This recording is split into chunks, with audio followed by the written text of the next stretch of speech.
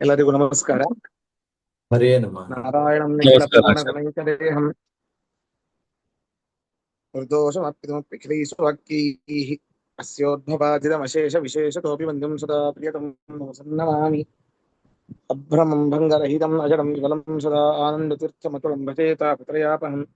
ನಾರಾಯಣಂ ಗುಣೈಃ ಸರ್ವೈರುದ್ದೀರ್ಣಂ ದೋಷವರ್ಜಿತಂ ಜ್ಞೇಯಂ ಗಮ್ಯಂ ಗುರುಂಶ್ಚಾಪಿ ನತ್ವಾ ಸೂತ್ರಾರ್ಥಮುಚ್ಯತೆ. ತಪಸ್ವಾಧ್ಯಾಶ್ರೂಷಾ ಕೃಷ್ಣಪೂಜಾ ರತಂ ಮುನಿಂ ವಿಶ್ವೇಶಂ ಇಷ್ಟಂ ವಂದೇ ಪರಿವ್ರಾಟ್ ಚಕ್ರವರ್ತಿನಂ. ಶ್ರೀ ಗುರುಭ್ಯೋ ನಮಃ. ಹರಿ ಓಂ.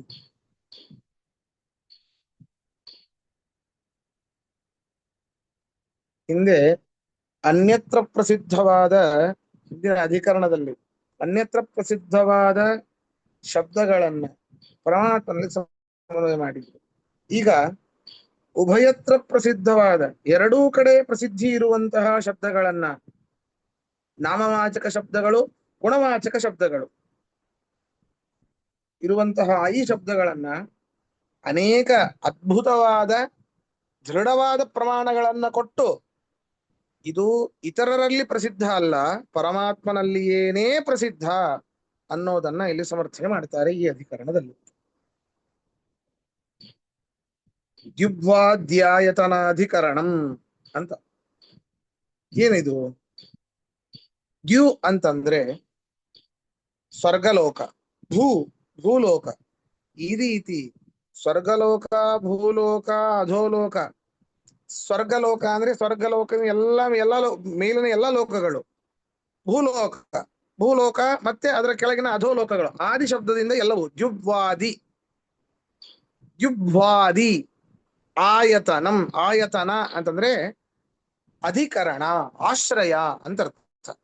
ಆದಿ ಶಬ್ದೇನ ಅಧೋಲೋಕಗಳು. ದ್ಯು ಶಬ್ದದಿಂದಾಗಿ ಮೇಲಿನ ಎಲ್ಲಾ ಊರ್ಧ್ವ ಲೋಕಗಳು, ಆದಿ ಶಬ್ದದಿಂದ ಕೆಳಗಿನ ಅಧೋಲೋಕಗಳು. ಭೂ ಶಬ್ದ ಇದೆ, ಭೂಲೋಕ. ಊರ್ಧ್ವಲೋಕ, ಭೂಲೋಕ, ಅಧೋಲೋಕ ಎಲ್ಲದಕ್ಕೂ ಆಯತನ, ಆಶ್ರಯ ಪರಮಾತ್ಮ ಅಂತ ಅರ್ಥ. ಅದನ್ನ ಇಲ್ಲಿ ಸಮರ್ಥನೆ ಮಾಡ್ತಾ ಇದ್ದಾರೆ. ಈ ದ್ಯುಬ್ವಾಧ್ಯಾಯತನತ್ವ ಬೇರೆಯವರಲ್ಲೂ ಬರ್ತಾ ಇದೆ ಅಂತ. ಇದೊಂದು ಗುಣ, ಇದು ಗುಣವಾಚಕ ಶಬ್ದ.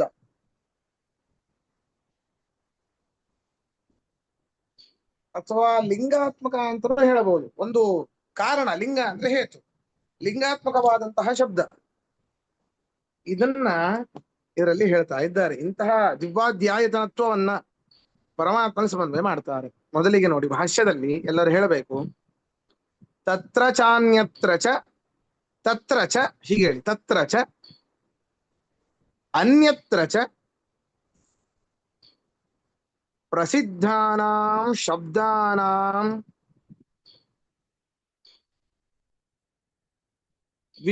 ವಿಷ್ಣು ಸಮನ್ವಯಂ ಪ್ರಾಯೇಣ ಅಸ್ಮಿನ್ ಪಾದೇ ದರ್ಶಯತಿ.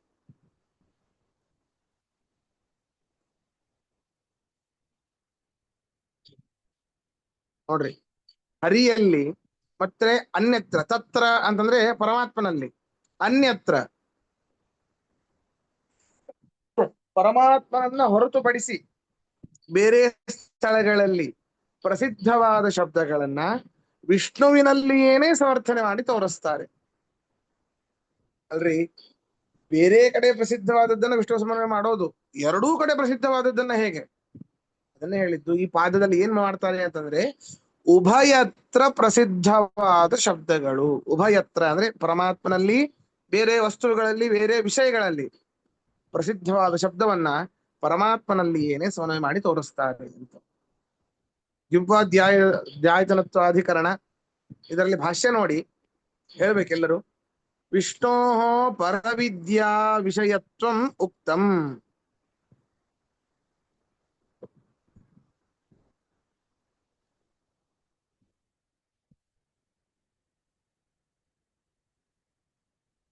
ತತ್ರ ಯಸ್ಮಿನ್ ಯೌಃ ಪೃಥಿವೀ ಚಾಂತರಿಕ್ಷಮೋತಂ ಮನಸ್ಸಃ ಪ್ರಾಣೈಶ್ಚ ಸರ್ವೈಃ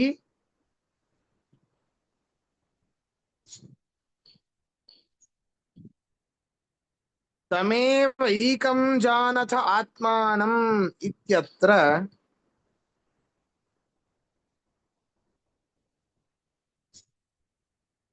ಪ್ರಾಣಾನಾಂ ಗ್ರಂಥಿರಸಿ ರುದ್ರೋ ಮಾ ವಿಶಾಂತಕಃ.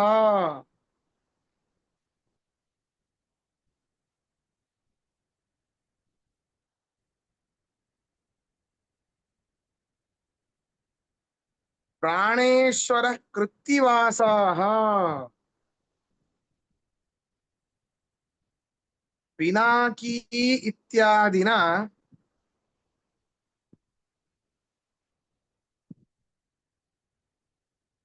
ಪ್ರಾಣಧಾರತ್ವ ಪ್ರತೀತೇಃ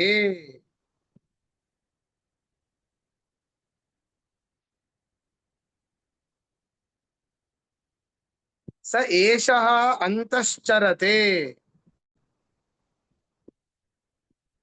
ಬಹುಧಾ ಜಾಯಮಾನಃ.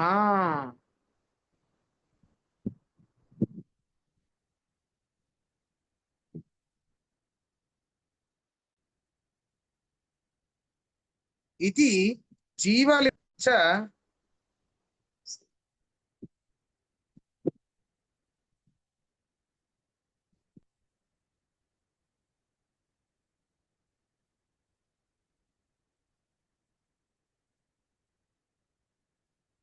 ತಯೋಃ ಪ್ರಾಪ್ತಿರಿತಿ ಅತ ಉಚ್ಯತೆ.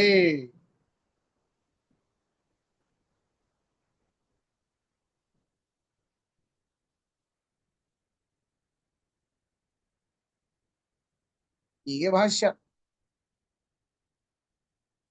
ನೋಡ್ರಿ, ಇಲ್ಲಿ ಏನ್ ಹೇಳ್ತಾ ಇದ್ದಾರೆ. ವಿಷ್ಣು ಪರವಿದ್ಯಾ ವಿಷಯತ್ವಂ ಮುಕ್ತಂ. ಈ ಅಥರ್ವಣ ಉಪನಿಷತ್ತಿನಲ್ಲಿ ಅಥವಾ ಹಿಂದಿನ ಅದೃಶ್ಯತ್ವಾದಿಕರಣದಲ್ಲಿ ಪರವಿದ್ಯಾ ಅಂದ್ರೆ ಶ್ರೇಷ್ಠವಾದ ವೇದ ವಿದ್ಯೆಯಿಂದ ಪ್ರತಿಪಾದಿತನಾದವನು ಇವನೇ ಅಂತ ಹೇಳಿದ್ದಾರೆ ಪರಮಾತ್ಮನನ್ನ. ಈಗ ಇಲ್ಲಿ ನಾವೇನ್ ಹೇಳ್ತಿದ್ದೀವಿ, ದ್ಯುವ್ವಾಧ್ಯಾಯತನತ್ವ. ನೋಡಿ, ಏನಿದು? ಸ್ವರ್ಗಲೋಕಕ್ಕೆ ಪರಮಾತ್ಮ ಆಶ್ರಯ ಅಂದ್ರೆ ಮೇಲಿನ ಎಲ್ಲ ಊರ್ಧ್ವಲೋಕಕ್ಕೆ, ಭೂಮಿಯ ಮೇಲೆ ಭುವರ್ಲೋಕ, ಸ್ವರ್ಲೋಕ, ಜನೋಲೋಕ, ತಪೋಲೋಕ, ಸತ್ಯಲೋಕ. ಆ ಸ್ವರ್ಲೋಕವೇನೆ ಸ್ವರ್ಗ, ಹೌದಾ? ಇಲ್ಲಿ ಈ ಎಲ್ಲಾ ಲೋಕಗಳಿಗೂ ಪರಮಾತ್ಮ ಆಶ್ರಯ ಅಂತಂದ್ರೆ ಅದ್ರ ಒಳಗಡೆ ಇರುವಂತಹ ಜೀವಿಗಳಿಗೂ ದೇವತೆಗಳಿಗೂ ಅವನು ನಿಯಾಮಕ ಅಂತ ಅರ್ಥ. ಭೂಲೋಕಕ್ಕೆ ಇವನು ಆಶ್ರಯ ಅಂತಂದ್ರೆ ಇವೆಲ್ಲದಕ್ಕೂ ಅವನು ನಿಯಾಮಕ. ಅಧೋಲೋಕದಲ್ಲಿ ಇರುವಂತಹ ಅತಲ ವಿತಲ ಸುತಲ ತಲಾತಲ ರಸಾತಲ ಮಹಾತಲ ಪಾತಾಲ ಲೋಕಗಳಿಗೂ ಅವನು ಆಶ್ರಯ ಅಂತಂದ್ರೆ ಅವುಗಳಿಗೆ ನಿಯಾಮಕ ಅಂತ. ಇಲ್ಲಿ ನೋಡಿ, ಈ ವೇದ ಹೇಗೆ ಹೇಳುತ್ತೆ, ಯಸ್ಮಿನ್ ದ್ಯೌಹು ಪೃಥಿವಿ ಅಂತರಿಕ್ಷಂ ಓತಂ ಮನಸ್ಸಹ. ಯಾರಲ್ಲಿ ದ್ಯುಲೋಕ, ಭೂಲೋಕ, ಅಂತರಿಕ್ಷಂ ಅಂತರಿಕ್ಷ ಆಕಾಶ ಆಶ್ರಯಿಸಿಕೊಂಡು ಇದೆಯೋ, ಸರ್ವೈಹಿ ಪ್ರಾಣೈಹಿ ಮನಸ್ಸಹ, ಎಲ್ಲಾ ಪ್ರಾಣಗಳು, ಪ್ರಾಣ ಅಪಾನ ವ್ಯಾನ ಉದಾನ ಸಮಾನ, ನಿನ್ನೆ ಅದು ಕೇಳಿದ್ವಿ ಅಧಿಕಧರ್ಮದ ಸಾರದಲ್ಲಿ. ಈ ಎಲ್ಲಾ ವಾಯುಗಳು ಮತ್ತೆ ಮನಸ್ಸೂ ಕೂಡ ಓತಂ, ಯಾರನ್ನ ಆಶ್ರಯಿಸಿಕೊಂಡು ಇವೆಯೋ ಅವನನ್ನೇ ಮುಖ್ಯವಾಗಿ ಆತ್ಮಶಬ್ದ ವಾಚ್ಯನಾದವನು ಅಂತ ತಿಳಿಯಿರಿ ಅಂತ ಹೇಳುತ್ತೆ. ತಮೈವೇಕಂ ಜಾನತ ಆತ್ಮಾನಂ. ಭೂಲೋಕ, ಅಂತರಿಕ್ಷ ಲೋಕ, ಸ್ವರ್ಗಲೋಕ, ಈ ಎಲ್ಲಾ ಲೋಕಗಳು ಯಾರನ್ನ ಆಶ್ರಯಿಸಿಕೊಂಡು ಇವೆಯೋ, ಈ ಪ್ರಾಣಾಪಾನಾದಿ ವಾಯುಗಳು, ಮನಸ್ಸು ಯಾರನ್ನ ಆಶ್ರಯಿಸಿಕೊಂಡು ಇವೆಯೋ, ತಮೈವೇಕಂ ಜಾನತ ಆತ್ಮಾನಂ ಅಂತ, ಅವನನ್ನೇ ಆತ್ಮ ಅಂತ ತಿಳಿರಿ ಅಂತ ಹೇಳಿ ಸ್ವಲ್ಪ ಮುಂದೇನೆ ಅಲ್ಲಿಯೇನೆ ಪ್ರಾಣಾನಾಂ ಗ್ರಂಥಿ ಅಸಿ. ಪ್ರಾಣಿಗಳಿಗೆ ನೀನು ಗ್ರಂಥಿ, ರಥತೆ ಇತಿ ಗ್ರಂಥಿ, ನಿಯಾಮಕ ಅಂತ. ಯಾರದು? ರುದ್ರೋ ಮಾ ವಿಷಾಂತಕಃ. ಏ ರುದ್ರನೇ, ಅಂತಕಃ ನೀನೆ, ಅಂತಕಃ ನಾಶ ಮಾಡುವವನು ನೀನೆ.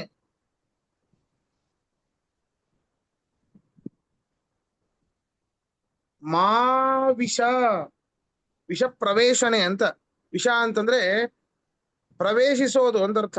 ನೀನು ನಮ್ಮಲ್ಲಿ ಪ್ರವೇಶಿಸಬೇಡಪ್ಪ. ಪ್ರಾಣೇಶ್ವರ, ಪ್ರಾಣಿಗಳಿಗೆ ಒಡೆಯನು ನೀನು. ಕೃತ್ತಿವಾಸಾಹ ಅಂದ್ರೆ ಗಜಚರ್ಮಾಂಬರಧಾರಿ, ಗಜಚರ್ಮವನ್ನ ಧಾರಣೆ ಮಾಡಿದವನು. ಪಿನಾಕಿ, ಪಿನಾಕ ಎಂಬ, ಪಿನಾಕ ಎಂಬ ಧನಸ್ಸನ್ನು ಹಿಡಿದವನು. ರುದ್ರ. ರುದ್ರಸ್ಯ ಇಷ್ಟೆಲ್ಲ ಯಾರಲ್ಲಿ ಇರ್ತದೋ ಅವನು ಆತ್ಮ ಅಂತ ಹೇಳಿ, ಅಲ್ಲಿಯೇನೆ ಇಂತಹ ಪ್ರಾಣಧಾರಕನಾದವನು ರುದ್ರ ನೀನೇ ಅಂತಕ, ಹೇ ರುದ್ರ ನೀನೇ ಅಂತಕ ಅಂತ ಹೇಳಿ. ಹಾಗಾದ್ರೆ ಆತ್ಮಶಬ್ದ ವಾಚ್ಯನಾದವನು ಯಾರಾದ? ರುದ್ರನಾದ. ಈ ಆತ್ಮಶಬ್ದ ವಾಚ್ಯದವರು ಏನಾಗಿರ್ತಾರೆ? ಈ ಎಲ್ಲಾ ಲೋಕಗಳಿಗೂ ಆಶ್ರಯರಾಗಿರ್ತಾರೆ. ಹಾಗಾದ್ರೆ ದ್ಯುವ್ವಾದಿ ಆಯತನತ್ವ, ಭೂಲೋಕ, ಸ್ವರ್ಗಲೋಕ, ಇನ್ನುಳಿದ ಅಧೋಲೋಕಗಳಿಗೆ ಆಶ್ರಯನಾದವನು ಯಾರಾದ ಈಗ? ರುದ್ರ. ಯಾರಾದ? ರುದ್ರ ಆದ. ಅಲ್ಲಿ ಬಂತು ಸಮಸ್ಯೆ, ರುದ್ರ ಆದ. ಆದ್ದರಿಂದ ಪರಮಾತ್ಮನಲ್ಲಿ ಬರಬೇಕಾದ ಆ ದಿವ್ಯಾಧ್ಯಾಯತನತ್ವ ರುದ್ರನಲ್ಲಿ ಬರ್ತಾ ಇದೆ. ಅಷ್ಟೇ ಅಲ್ಲ ರೀ, ಸ ಏಷೋ ಅಂತಶ್ಚರತೆ ಬಹುಧಾ ಜಾಯಮಾನಃ. ಯೇಷೋ ಅಷ್ಟೇ ಅಂತಶ್ಚ. ಹೇಳೋದಿಲ್ಲ, ಅಷ್ಟೇ ಹೇಳೋದಿಲ್ಲ, ಇವರು ಎಲ್ಲ ಪ್ರಾಣಿಗಳ ಹೃದಯದಲ್ಲಿ ಇವನೇ ಓಡಾಡ್ತಾನೆ.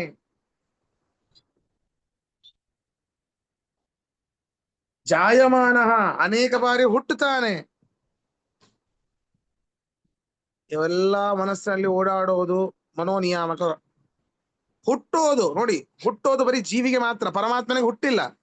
ಜಾಯಮಾನ ಅಂತ ಹೇಳ್ತಾ ಇದ್ದಾರೆ. ಹಾಗಾದ್ರೆ ರುದ್ರ ಜೀವ, ಹೌದಾ? ರುದ್ರ ಜೀವ, ಅವನಿಗೆ ಅದನ್ನು ಕೂಡಿಸ್ಬೋದು ನಾವು. ಈ ಜಾಯಮಾನ ಅನ್ನೋದನ್ನ ಪರಮಾತ್ಮನಿಗೆ ಕೂಡಿಸ್ತೀರಿ. ಆದ್ರಿಂದ ಜೀವನಿಗೆ ದ್ಯೋತಕವಾದ ಕೆಲವೊಂದು ಧರ್ಮಗಳು ಇಲ್ಲಿ ಕಾಣಿಸ್ತಾ ಇವೆ, ಜೀವ ಪ್ರತಿಪಾದಕವಾದ ಧರ್ಮಗಳು ಇಲ್ಲಿ ಕಾಣಿಸ್ತಾ ಇವೆ. ಆದ್ದರಿಂದ ತಯೋ ಪ್ರಾಪ್ತಿ ಉಚ್ಯತೆ, ಈ ದಿವ್ಯಾದೇನತ್ವ ಪ್ರಾಪ್ತಿ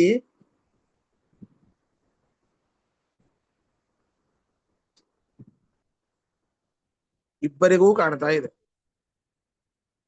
ಅದಕ್ಕೆ ಏನ್ ಮಾಡ್ಬೇಕು? ಹಾಗಾದ್ರೆ ಪರಮಾತ್ಮಲ್ಲೇ ಬರಬೇಕಲ್ಲ ಅದು ದಿವ್ಯಾಧ್ಯಾಯತನತ್ವ ಅಂತ ಹೇಳಿದ್ರೆ ಅದಕ್ಕೆ ಈ ಸೂತ್ರ ಹೊರಡುತ್ತೆ. ಓಂ ದಿವ್ಯಾಧ್ಯಾಯತನಂ ಸ್ವಶಬ್ದಾತ್ ಓಂ ಹೇಳ್ಬೇಕೆಲ್ಲರೂ. ಓಂ ದಿವ್ಯಾಧ್ಯಾಯತನಂ ಸ್ವಶಬ್ದಾತ್ ಓಂ.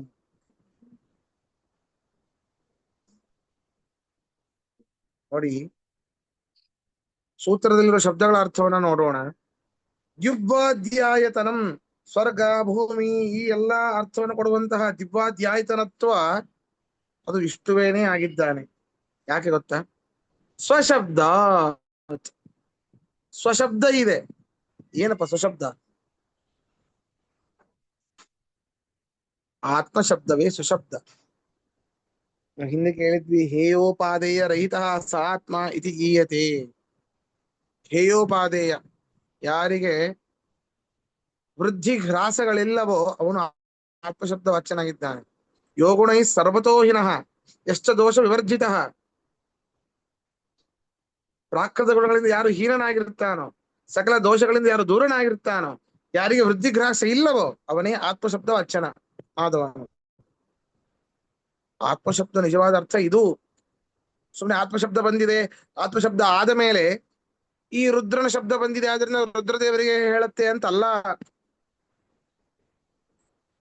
ಸ್ವಶಬ್ದ, ಆ ದಿವ್ಯಾಧ್ಯಾಯತನತ್ವ ಆ ಒಂದು ವೇದದಲ್ಲಿ ಏನೇ ಸ್ವಶಬ್ದ ಇದೆ. ಯಾವ ಸ್ವಶಬ್ದ? ಆತ್ಮ ಶಬ್ದ. ನೋಡ್ರಿ, ಸ್ವ ಅಂತಂದ್ರೆ ಯಾರು? ನಾವು. ಆತ್ಮ ಅಂದ್ರೆ ನಾವೇ. ಅದರಿಂದ ಸ್ವಶಬ್ದ ಇಸ್ಕೊಳ್ತು ಆತ್ಮಶಬ್ದ ಅಂತ ಅರ್ಥ. ಆತ್ಮಶಬ್ದ ಪ್ರಯೋಗವಿರುವುದರಿಂದ ದಿವ್ಯಾಧ್ಯಾಯತನತ್ವ ವಿಷ್ಣುವಿನಲ್ಲೇ ಬರಲಿಕ್ಕೆ ಸಾಧ್ಯ ಅಂತ. ಸರಿನಾ? ಇದ್ರಲ್ಲಿ ಏನು ಪ್ರಶ್ನೆ ಇಲ್ವಾ?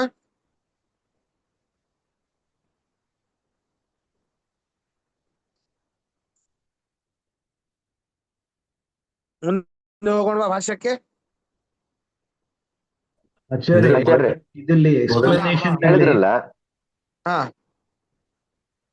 ಹೇಳಿ ಕೇಳಿ ಹೇಳಿ ಅಶೋಕ್. ಮೊದಲನೇ ಭಾಷ್ಯ ಬಂದು ಪೂರ್ವ ಪಕ್ಷ ಆಯ್ತಲ್ಲ ಆಚಾರ್ಯರೇ? ಹೌದೌದು. ಈಗ ಈಗ ಬಂದಿರುವಂತದ್ದು ಪೂರ್ವ ಪಕ್ಷ. ಹೌದು. ಆಯ್ತು. ಅದೇನೆ ನಾನು ಹೇಳ್ತಾ ಇದ್ದೆ. ಸರಿ. ಇದು ಅಂದ್ರೆ ವಿಷ್ಣುವಿನನ್ನ ಬಿಟ್ಟು ಇನ್ನೊಬ್ಬ ದೇವರಲ್ಲಿ ಬರ್ತದೆ ಅಂತಂದ್ರೆ ಪೂರ್ವ ಪಕ್ಷ. ಪ್ರತಿಯೊಂದು ಸೂತ್ರವೂ ಕೂಡ ಹೊರಡೋದು ಪೂರ್ವ ಪಕ್ಷ ಬಂದಾಗಲೇನೆ. ಪೂರ್ವ ಪಕ್ಷ ಮಾಡ್ಕೊಂಡೆ ಸೂತ್ರ ಹೇಳೋದು ಸಿದ್ಧಾಂತ.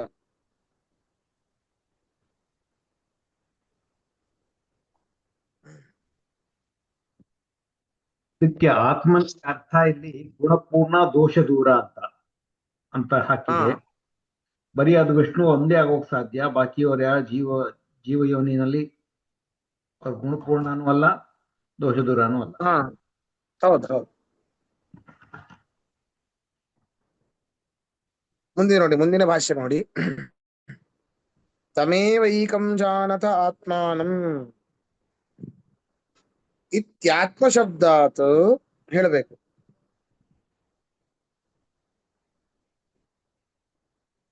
ದ್ಯುಭ್ವಾದ್ಯಾಶ್ರಯೋ ವಿಷ್ಣುರೇವ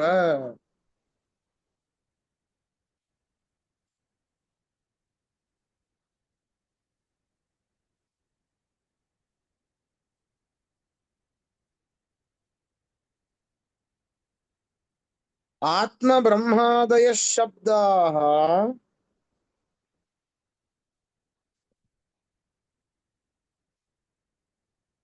ತಮೃತೆ ವಿಷ್ಣುಮವ್ಯಯಂ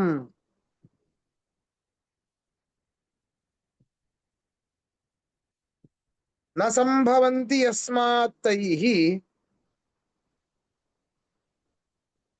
ನೈವಾಪ್ತಾ ಗುಣಪೂರ್ಣತಾ ಇತಿ ಬ್ರಹ್ಮವೈವರ್ತೆ. ಶ್ಲೋಕ ಇದು. ಒಂದು ಸೆಂಟೆನ್ಸ್ ತರ ಹೇಳಿದೆ, ಶ್ಲೋಕ ರೂಪದಲ್ಲೇ ಹೇಳ.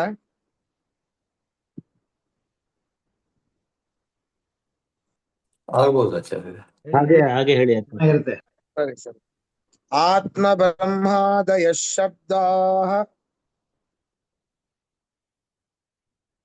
ತಮೃತೆ ವಿಷ್ಣುಮವ್ಯಯಂ ನ ಸಂಭವಂತಿ ಯಸ್ಮಾತ್ ತೈಃ ನೈವಾಪ್ತಾ ಗುಣಪೂರ್ಣತಾ.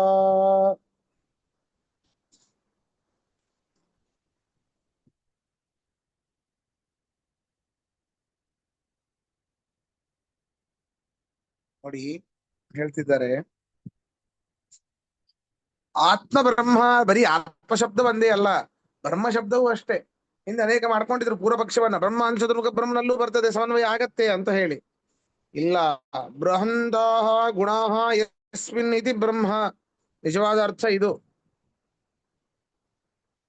ಈ ರೀತಿ ಆತ್ಮ ಬ್ರಹ್ಮ ಮೊದಲಾದ ಶಬ್ದಗಳು ಎಕ್ಸೆಟ್ರಾ ಎಕ್ಸೆಟ್ರಾ, ಈ ಮೊದಲಾದ ಶಬ್ದಗಳು ಅವ್ಯಯಂ ವಿಷ್ಣುಂ ಮೃತೇನ ಸಂಭವತಿ. ನಾಶರಹಿತನಾದ ಸರ್ವತ್ರ ವ್ಯಾಪ್ತನಾದ ವಿಷ್ಣುವನ್ನ ಹೊರತುಪಡಿಸಿ ಇನ್ನೆಲ್ಲೂ ಇವುಗಳಿಗೆ ವಾಚಕತ್ವ ಬರೋದೇ ಇಲ್ಲ.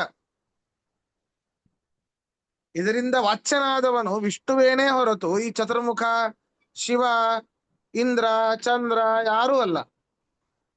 ಯಾಕೆ? ನೈವಾಪ್ತ ಗುಣಪೂರ್ಣತ. ಈ ಎರಡೂ ಶಬ್ದಗಳು ಕೂಡ ಗುಣಪೂರ್ಣತ್ವವನ್ನು ಹೇಳುವಂತಹ ಶಬ್ದಗಳಿವೆಲ್ಲ. ಆದ್ರಿಂದ ಅವರು ಗುಣಪೂರ್ಣರಲ್ಲ. ಅವರಲ್ಲಿ ಇರುವಂತಹ ಗುಣಗಳೂ ಕೂಡ ಏನು ಬ್ರಹ್ಮದೇವರಲ್ಲಿ 32 ಲಕ್ಷಣ ಇದೆ ಅಂತ ಹೇಳ್ತೇವೆ, ಆ ಗುಣಗಳು ಪರಿಪೂರ್ಣ ಇಲ್ಲ. ಎಲ್ಲರಿಗಿಂತ ಹೆಚ್ಚಿನ ಗುಣಗಳಿದೆ ಬ್ರಹ್ಮದೇವರಲ್ಲಿ. ಇರುವಂತಹ ಗುಣಗಳು ಪರಿಪೂರ್ಣವಾಗಿಲ್ಲ. ಈ ರೀತಿ ಬ್ರಹ್ಮದೇವರೇ ಆಗೋದಿಲ್ಲ ಬ್ರಹ್ಮಶಬ್ದ ವಾಚ್ಯರಂದ ಮೇಲೆ ಆತ್ಮಶಬ್ದ ವಾಚ್ಯನಾದವನು ರುದ್ರ ಆಗಲಿಕ್ಕೆ ಸಾಧ್ಯನಾ? ಸರ್ವಥಾ ಆಗೋದಿಲ್ಲ ಅಂತ ಹೇಳಿ ಬ್ರಹ್ಮವೈವರ್ತ ಪುರಾಣದ ಒಂದು ಶ್ಲೋಕವನ್ನ ಆಚಾರ್ಯರು ಕೋಟ್ ಮಾಡ್ತಾ ಇದ್ದಾರೆ. ನಂದು ಶ್ಲೋಕ ಅಲ್ಲ ಇದು, ಬ್ರಹ್ಮವೈವರ್ತ ಪುರಾಣದಲ್ಲಿ ಬರುವಂತಹ ಶ್ಲೋಕ ಅನ್ನೋದನ್ನ ಕೋಟ್ ಮಾಡ್ತಾ ಇದ್ದಾರೆ. ಇದರಲ್ಲಿ ಪ್ರಶ್ನೆ ಇದ್ರೆ ಕೇಳಿ.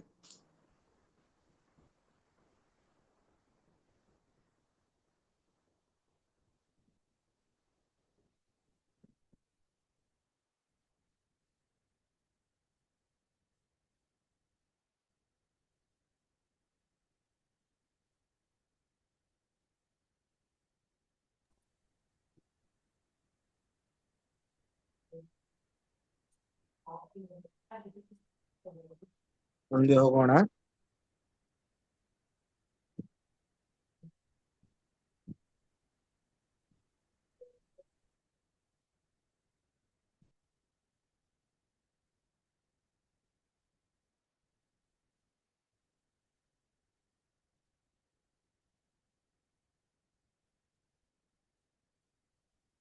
ನೋಡಿ, ಇದಕ್ಕೆ ಮುಂದಿನ ಒಂದು ಸೂತ್ರಕ್ಕೆ ಪೂರ್ವ ಪಕ್ಷವನ್ನ ಮಾಡ್ತಾ ಇದ್ದಾರೆ.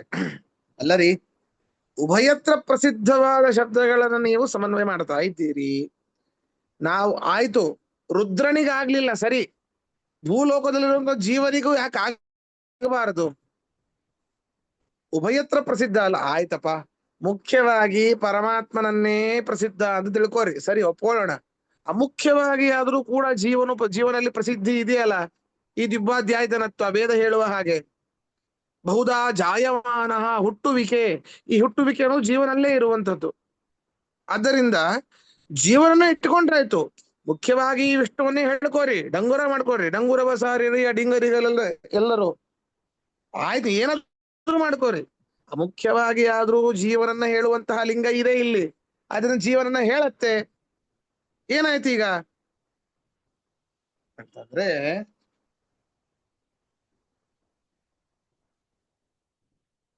ಅಮುಖ್ಯವಾಗಿ ಆದ್ರೂ ಕೂಡ ಆತ್ಮಶಬ್ದ ವಾಚ್ಯತ್ವ ಜೀವನಲ್ಲಿ ಬರಬಹುದಲ್ಲ, ಯಾಕೆ ಬರಬಾರದು, ತಪ್ಪೇನು ಅಂತ ಪ್ರಶ್ನೆ.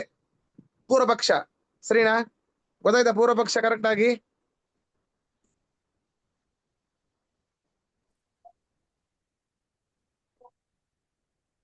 ಅದಕ್ಕೆ ಅವ್ರು ಹೇಳ್ತಾರೆ, ಓಂ ಮುಕ್ತೋಪಸೃಪ್ಯವು ವ್ಯಪದೇಶಾತ್ ಓಂ.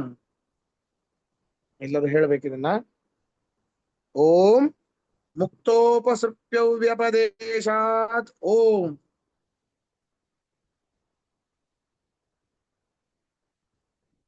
ಮುಕ್ತೋಪಸೃಪ್ಯ ಸೂತ್ರಗತವಾದ ಶಬ್ದಗಳ ಅರ್ಥವನ್ನು ನೋಡೋಣ. ಮುಕ್ತೋಪಸೃಪ್ಯ ಮುಕ್ತ ಉಪಸೃಪ್ಯ, ಮುಕ್ತರು ಹೊಂದುತ್ತಾರೆ ಏನನ್ನ? ಆತ್ಮಶಬ್ದ ವಾಚ್ಯನಾದವನು ಯಾರೋ ಅಂತಹ ವ್ಯಕ್ತಿಯನ್ನ ಮುಕ್ತರು ಹೊಂದುತ್ತಾರೆ. ವ್ಯಪದೇಶ, ಏನು ವ್ಯಪದೇಶ ಇದೆ? ಆತ್ಮಶಬ್ದಸ್ಯ ವ್ಯಪದೇಶ ವಿಷ್ಣು ಏವ. ವ್ಯಪದೇಶ ಅಂದ್ರೆ ನಿರ್ಣಯ, ಹೇಳುವಿಕೆ, ವ್ಯವಹಾರ ಅಂದರ್ಥ. ಆತ್ಮಶಬ್ದದ ವ್ಯವಹಾರ ವಿಷ್ಣುವಿನಲ್ಲಿಯೇ ಇದೆ ಹೊರತು ಇನ್ಯಾರಲ್ಲೂ ಇಲ್ಲಪ್ಪ. ರುದ್ರಾದಿಗಳಲ್ಲಿ ಮುಕ್ತಾಶ್ರಯತ್ವ ಇಲ್ಲ. ಶಿವನನ್ನ ಹೊಂದಿದ ಅಂದ್ರೆ ಮುಕ್ತನಾದ ಅಂತ ಅರ್ಥ ಅಲ್ಲ, ಮತ್ತೆ ಹುಟ್ಟುತ್ತಾನೆ ಅಂತ ಅರ್ಥ. ಎಲ್ಲ ಕೆಲವೊಬ್ರು ಹಾಗಿರ್ತಾರೆ, ಶಿವಪಾದ ಸೇರಿದರು ಅಂತ. ಸ್ವಲ್ಪ ತಡಿಯಪ್ಪ, ಮತ್ತೆ ವಾಪಸ್ ಈ ಭೂಮಿ ಪಾದಕ್ಕೆ ಬರ್ತಾರವರು, ವಾಪಸ್ ಬರ್ತಾರೆ ಶಿವಪಾದ ಸೇರಿದರು ಅಂತೆ. ಹಾಗಲ್ಲ, ಆತ್ಮಶಬ್ದ ವಾಚ್ಯರಾದವರು ಯಾರೋ ಅವನನ್ನ ಮುಕ್ತರು ಸೇರ್ತಾರೆ. ಈಗ ಅಕಸ್ಮಾತ್ ಆಗಿ ನೀವು ಅಮುಖ್ಯವಾಗಿಯೇನೆ ಆತ್ಮಶಬ್ದ ವಾಚ್ಯನಾದವನು ಜೀವ ಅಂತ ಹೇಳಿಬಿಟ್ರೆ, ಮುಕ್ತರು ಅಂದ್ರೆ ಮುಕ್ತಿ ಯೋಗ್ಯರು ಈ ಜೀವನನ್ನ ಸೇರಿ ಮುಕ್ತಿಯನ್ನು ಹೊಂದಲಿಕ್ಕೆ ಸಾಧ್ಯನಾ? ಅವರೇ ಮುಕ್ತರಾಗಿಲ್ಲ ಇನ್ನ. ಯಾರನ್ನು ಹೊಂದಬೇಕೋ ಆ ಪುಣ್ಯಾತ್ಮನೇ ಇಲ್ಲೇ ಇದ್ದು ಒದ್ದಾಡ್ತಿರ್ಬೇಕಾದ್ರೆ ಅವನನ್ನ ಸೇರಿ ಇವರೇನು ಮುಕ್ತರಾಗ್ಲಿಕ್ಕೆ ಸಾಧ್ಯ? ಆದ್ರಿಂದ ಸರ್ವಥಾ ಆಗೋದಿಲ್ಲ. ಅದರಿಂದ ಜಿಹ್ವಾಧ್ಯಾಯಿತನತ್ವ ನೀವು ಅಮುಖ್ಯವಾಗಿ ಆದರೂ ಕೂಡ ಜೀವನಲ್ಲಿ ಹೇಳಲಿಕ್ಕೆ ಬರೋದಿಲ್ಲ. ಭಾಷ್ಯ ನೋಡಿ, ಅಮೃತಸ್ಯೈಷ ಸೇತು ಹೇಳ್ಬೇಕೆಲ್ಲರೂ. ಆಮೇಲೆ ಒಮ್ಮೆ ಭಾಷ್ಯವನ್ನು ಓದಿಬಿಡೋಣ ಎಲ್ಲವನ್ನು. ಅಮೃತಸ್ಯೈಷ ಸೇತು ಇತಿ ಬ್ರಹ್ಮವಿದಾಪ್ನೋತಿ ಪರಂ ನಾರಾಯಣಂ ಮಹಾಜ್ಞೇಯಂ ವಿಶ್ವಾತ್ಮಾನಂ ಪರಾಯಣಂ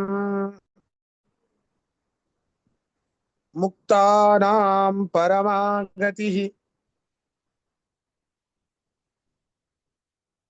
ಏತಂ ಆನಂದಮಯಂ ಆತ್ಮಾನಂ ಉಪಸಂಕ್ರಾಮತಿ. ಆನಂದಮಯ ಕ್ಷಮಿಸಿ, ಇತ್ಯಾದಿನ ತಸ್ಯೈವ ಮುಕ್ತ ಪ್ರಾಪ್ಯತ್ವ ವ್ಯಪದೇಶಾತ್.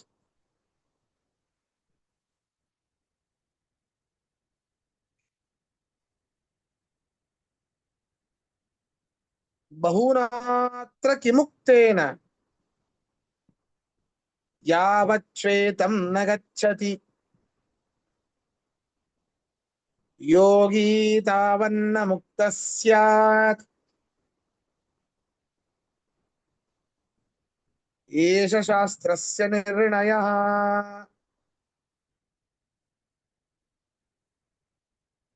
ಇತ್ಯಾದಿತ್ಯ ಪುರಾಣೇ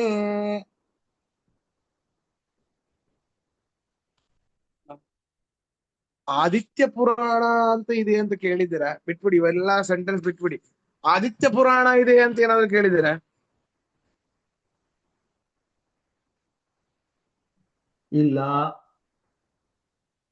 ನೋಡಿ ಆಚಾರ್ಯರು ಹೇಗೆ ಉದಿರಬೇಕು ಹೇಳಿ, ಎಂತಹ ಶಕ್ತಿ ಅಂದ್ರೆ ಆಚಾರ್ಯರು ಸಾಕ್ಷಾತ್ ವಾಯುದೇವರು ಅಂತನ್ಲಿಕ್ಕೆ ಸಂಶಯವೇ ಇಲ್ಲ. ಇಂಥ ಪುರಾಣ ಇದೆ ತೆಗೆದು ನೋಡ್ರಿ, ಇರೋದು ನಿಜ, ಸಿಗಬೇಕಲ್ಲ. ಇಲ್ಲದೆ ಇರೋದಂತೂ ಹೇಳಿಲ್ಲ ಅವರು. ಎಷ್ಟೋ ಸರ್ತಿ ಆ ಪುರಾಣಗಳನ್ನು ತೋರಿಸಿದ್ದಾರೆ ತಮ್ಮ ಶಿಷ್ಯರಿಗೆ, ಹೀಗಿದೆ ಅಪ್ಪ, ಅದು ಹಿಂದಿನ ಕಲ್ಪದಲ್ಲಿ ಇತ್ತು ಅಂತ ಹೇಳ್ತಾರೆ ಕೆಲವರು.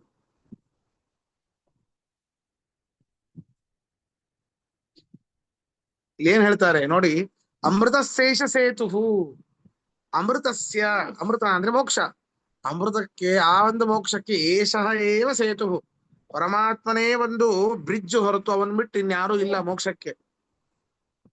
ಬ್ರಹ್ಮವಿದಾಪ್ನೋತಿ ಪರಂ, ಬ್ರಹ್ಮವಿತ್ ಪರಮಾತ್ಮನನ್ನ ತಿಳಿದುಕೊಂಡವನು ಬ್ರಹ್ಮಜ್ಞಾನಿ ಮಾತ್ರ ಪರಂ ಆಪ್ನೋತಿ, ಆ ಶ್ರೇಷ್ಠವಾದ ಮೋಕ್ಷವನ್ನು ಹೊಂದುತ್ತಾನೆ.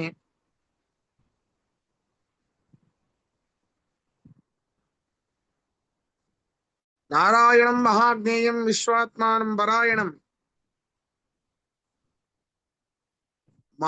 ಯಾರು ಮಹಾಜ್ಞೇಯ, ವಿಶ್ವಾತ್ಮಾನ, ಪರಾಯಣ, ಮುಕ್ತರನ್ನ ಆಶ್ರಯಿಸಿಕೊಂಡು ಇರ್ತಾನೆ. ಮುಕ್ತರಿಗೆ ಯಾವಾಗಲೂ ಕೂಡ ಅವನೇ ಆಶ್ರಯ. ಮಹಾಜ್ಞೇಯ, ಇಡೀ ಜಗತ್ತಿನಲ್ಲಿ ತಿಳಿಯಬೇಕಾದ ವಸ್ತು ಅಂದ್ರೆ ಅವನೊಬ್ಬನನ್ನೇ ತಿಳಿದರೆ ಸಾಕು, ಇನ್ನೇನನ್ನೂ ತಿಳಿಯುವಂತ ಅವಶ್ಯಕತೆ ಇಲ್ಲ. ಮುಂಡಕೋಪನಿಷತ್ತಿನಲ್ಲಿ ಬರ್ತದೆ, ಕಸ್ಮಿನ್ನು ಭಗವೋ ವಿಜ್ಞಾತೆ ಸರ್ವಮಿದಂ ವಿಜ್ಞಾತಂ ಭವತಿ. ಯಾವುದು ಒಂದನ್ನ ತಿಳಿದ್ರೆ ಎಲ್ಲವನ್ನೂ ತಿಳಿದಾಗ ಆಗತ್ತೆ ಅಂತ ಹೇಳಿ ಶೌನಕರು ಅಂಗೀರಸ ಋಷಿಗಳನ್ನು ಹೋಗಿ ಕೇಳ್ತಾರೆ. ಅದಕ್ಕೆ ಅವ್ರು ಹೇಳ್ತಾರೆ, ತಸ್ಮೈ ಸಹೋವಾಚ ದ್ವೇ ವಿದ್ಯೆ ವೇದಿತವ್ಯೇ ಪರಾಚೈವ ಪರಾಚ. ಎರಡು ವಿದ್ಯೆನ ತಿಳ್ಕೊಳ್ಬೇಕಪ್ಪ, ಪರವಿದ್ಯೆ ಅಪರವಿದ್ಯೆ. ಅಪರವಿದ್ಯೆಯಲ್ಲಿ 4 ವೇದಗಳು, 6 ಅಂಗಗಳು. ಅಧಪರ ಯಯಾ ತದಕ್ಷರಂ ಅಧಿಗಮ್ಯತೆ. ಪರವಿದ್ಯೆ ಅಂದ್ರೆ ಏನು? ಯಾವುದು ಪರಮಾತ್ಮವಾಚಕವಾದ ಒಂದು ಅಕ್ಷರ ಆಗ್ಲಿ, ಒಂದು ಶಬ್ದ ಆಗ್ಲಿ, ಒಂದು ವಾಕ್ಯ ಆಗ್ಲಿ, ಅದು ಪರವಿದ್ಯೆ.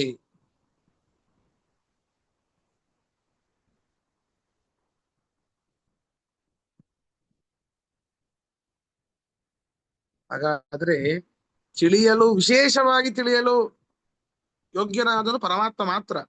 ಮಹಾಜ್ಞೇಯಂ ವಿಶ್ವಾತ್ಮಾನಂ, ಎಲ್ಲ ಕಡೆಯಲ್ಲೂ ವ್ಯಾಪಿಸಿದ್ದಾನೆ, ವಿಶ್ವವ್ಯಾಪಕನಾಗಿದ್ದಾನೆ ಪರಮಾತ್ಮ. ಮುಕ್ತಾನಾಂ ಪರಮಾಗತಿ, ವಿಷ್ಣು ಸಹಸ್ರನಾಮದಲ್ಲಿ ಹೇಳ್ತೇವೆ ನಾವು, ಮುಕ್ತರಿಗೆ ವಿಶೇಷವಾದ ಗತಿ ಅಂದ್ರೆ ಅವನೇ. ಏತಂ ಆನಂದಮಯಮಾತ್ಮಾನಂ ಉಪಸಂಕ್ರಾಮತಿ. ಏತಂ ಅಂತಂದ್ರೆ ಬ್ರಹ್ಮ ಶಬ್ದ ಪ್ರಸಿದ್ಧನಾದ ಅಂದರ್ಥ. ಆನಂದಮಯನಾದ ಆ ಪರಮಾತ್ಮನನ್ನ ಉಪಸಂಕ್ರಾಮತಿ, ಮುಕ್ತರು ಹೊಂದುತ್ತಾರೆ. ಇತ್ಯಾದಿನ ತಸ್ಯೈವ, ಆ ಪರಮಾತ್ಮನಿಗೇನೆ ಮುಕ್ತ ಪ್ರಾಪ್ಯತ್ವ ವ್ಯಪದೇಶ, ಮುಕ್ತಿಯನ್ನ ಹೊಂದುವಂತವದ್ದು ಪರಮಾತ್ಮನಿಂದಲೇ ಅಂತ ಹೇಳಿದ್ದಾರೆ. ನೀವು ಅಮುಖ್ಯವಾಗಿ ಜೀವನ ಇಟ್ಕೊಂಡ್ರು ಕೂಡ ತೊಂದರೆ ಇದೆ ಅಂತ ಹೇಳ್ತಾ ಇದ್ದಾರೆ.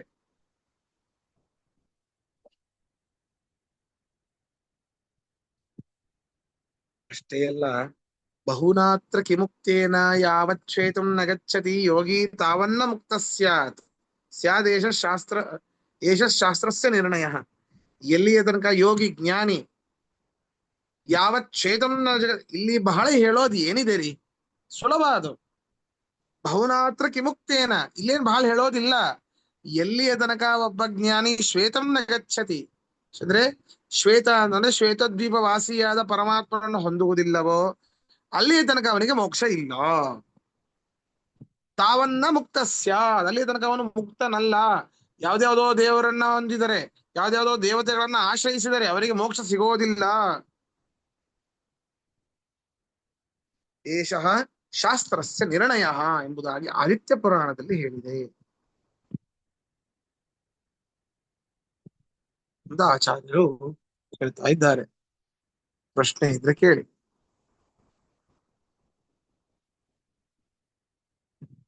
ಇನ್ನು ಎಷ್ಟು ನಿಮಿಷ ಇದೆ? 1 ನಿಮಿಷ.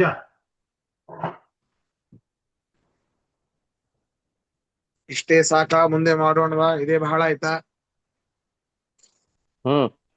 ಸ್ವಲ್ಪ ತಲೆ ಜಾಸ್ತಿ ಜಾಸ್ತಿನೇ ಆಯ್ತಾ? ತುಂಬಿಕೊಟ್ಟು. ಸರಿ, ಹಾಗಾದ್ರೆ ಇನ್ನೊಂದು ಇದ್ರಲ್ಲಿ ಹೆಡ್ ವೇಟ್ ಅಂತೆಲ್ಲ ತಲೆ ಭಾರ ಆಯ್ತು ಸರ. ಇಲ್ಲ, ಸ್ವಲ್ಪ ತಲೆ ಭಾರ ಮಾಡ್ಬೋದು. ನಾವು ಆಮೇಲೆ ನಿಧಾನ ವಾರ ಜೀರ್ಣ ಮಾಡಿಸ್ಕೋಬಹುದು. ಈಗ ಇಲ್ದ್ರ ಮೊಮೆಂಟಮ್ ಹೊಟ್ಟೋಗುತ್ತೆ. ಇನ್ನೊಂದು ಅರ್ಧ ತಾಸು ಮಾಡ್ಬೋದು ನಿಮ್ಗೆ ಅನ್ಸಿದ್ರೆ. ಆದ್ರೆ ಸ್ವಲ್ಪ ಭಾರ ಆಯ್ತು ಪುಣ್ಯರಾಜ್ ಹೇಳ್ದಂಗೆ. ಆದ್ರೆ ಭಾರ ಸ್ವಲ್ಪ ಮುಂದೆ ಭಾರ. ಅಲ್ಲ, ಈಗ ಮುಂದೆ ಮಾಡಿದ್ರೆ ಬಹಳ ದೊಡ್ಡ ವಿಷಯವನ್ನೇ ಸಂಪೂರ್ಣವನ್ನು ಮಾಡ್ಬೇಕು.